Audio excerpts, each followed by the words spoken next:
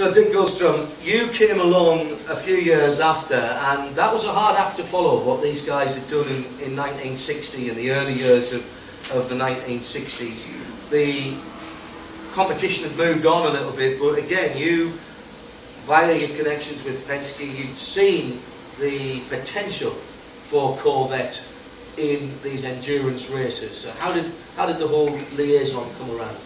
Well, they were very inspiring. I mean, to be following those guys, you know, Fitch was my hero, and of course Dick Thompson. Fortunately, we got to drive together.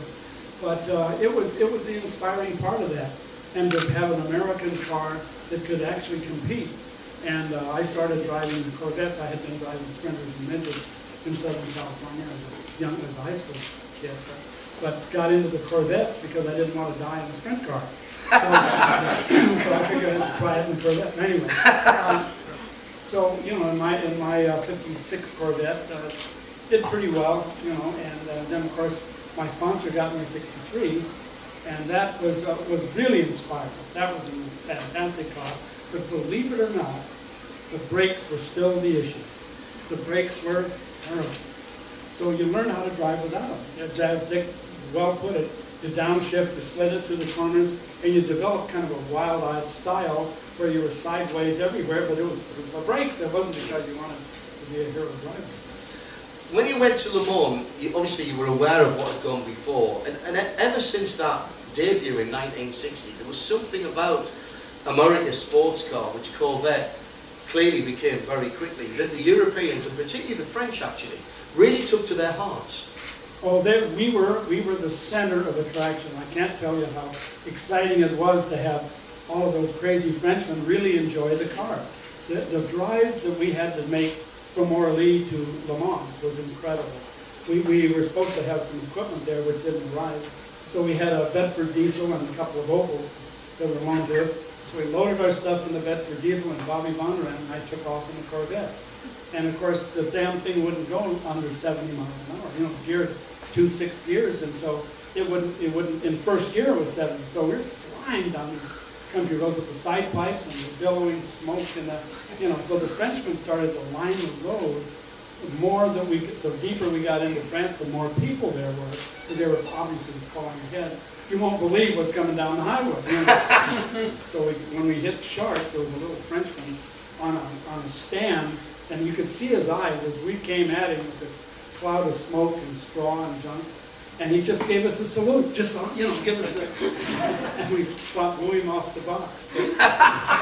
But it was exciting because we had quite a following. By the time we got home, incredible bunch of people were excited about the car. Oh, by the way, not the scrutineers.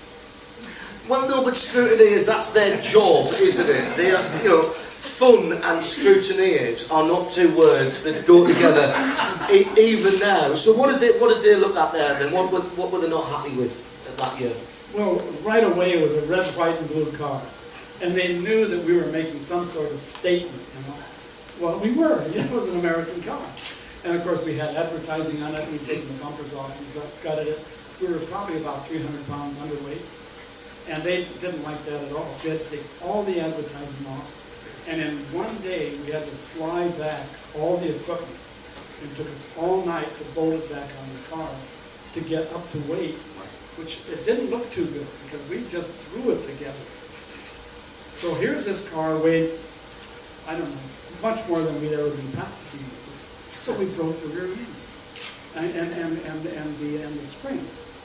Well, we went to a junkyard there in France, found a Peugeot dump truck rear spring that was the same width, and made a guy named Jim Hofstetter, who was an engineer, helped us make this rear spring so it would hold this overweight car up. So we were talking about a drama, but it was really, really exciting and a lot of fun. Great people. Now, I have got to ask you one rather, shall we say, delicate question about the origin of the Mulsanne Stain. Stop before you go there.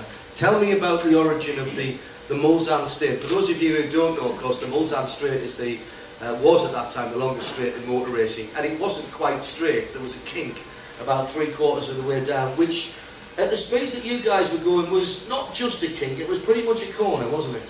Well, I didn't know that. I was not told that, because all of our testing, Bobby and I were teaching you the tractor beat driven before. I had not. So all the testing was done in the oval. Well, the oval could run maybe like 80, 75 miles an hour. So I'm going down through there, man, this is really fun. You know, this is not a big deal. What's everybody looking at? A big deal. You know, we slide around the corners. We had a wonderful evening and did really well. Well, then the next day I went out and warmed the Corvette up. And I'm flying down the Mulsanne. Here is this wild-eyed turn right in the middle of where there was a straightaway before. Well, Yeah, but you were doing twice the speed. oh, at least, yeah. The car would run over 180. So here I am flying down through this thing, and here's this corner. Well, I tried to back it off. I couldn't do that because it had oversteered, so I stood back on it again. It slid clear across, you know, the center, and slid, I mean, made it through the corner, and I was just almost ready to die. Got back into the pits, slid up to the track. They said, Guldstrand, why did you stop? You're doing great. You're turning some great times. I said, there's a little stain in my shorts. It's called the Mulsanne Stain. And I'm not going to drive this car again until I figure out how to take it. So there you are, that's the real story about the Mulsanne Stain. Just a final word about the things that have changed down through the years. You're talking about a car there doing 180 miles an hour. Power steering? All right, what's that? Are you listening, boys? No power steering, no disc brakes still. Oh yeah, no, we had disc brakes. They still weren't very good though. They were okay, but we found from Duntal was on the phone every day with us. And dear man was so excited about being that he said, Deke, this is Zora. You know, you can't use the brakes that hard when you go down into the, you know, into our knowledge. And he said, you must live and say Tondaleo Schwarzkopf before you push the brake. And what is this Tondaleo? And then Elfie, his wife, told me that was his old girlfriend. There was a reason there in France. So you had to lift your foot, breathe it, and then get on the brakes so the nose would come down, you know, the whole thing would settle. Or you couldn't, the brakes wouldn't lift.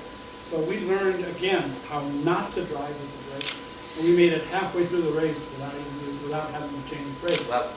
But it was, you know, you had to slide it through the corners, and you had to lift, and you had to, and downshift, like, and that might have been part of the problem we had with the engine. I think it was 17 or 18 hours, and we were leading by almost 15 miles, and had set the track record. The car was blindingly fast. We were just doing very well, and we lost the engine, and we were doing some pretty hard downshifting because of the Corvette was then, and still is, America's sports car, and how do you feel looking at these guys and the record that they've achieved since the Corvette went back to Le Mans a few years ago? Well, it satisfies your life. You know, here you've spent all this time running around trying to make something happen, and these guys have done it. And so it validates your childhood, is what it really does. You know, here all this stuff we've done, and these guys have made it happen. And you can't imagine how incredibly proud I am of the car and the guys and the mark today, you know, looking what the Corvette is.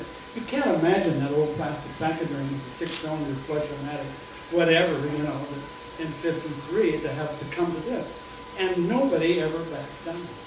The tenacity and the experience, you know, and the talent that went into this. It's just, it's mind-boggling. It's really exciting.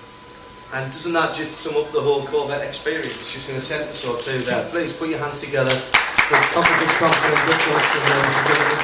Have a good one, the Super Drivers.